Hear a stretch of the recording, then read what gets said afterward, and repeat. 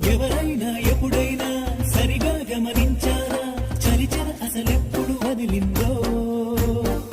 అణువణువు మురిసేలా చిగురాసలు మెరిసేలా తొలిసె గుణం ఎప్పుడు ఎదురైందో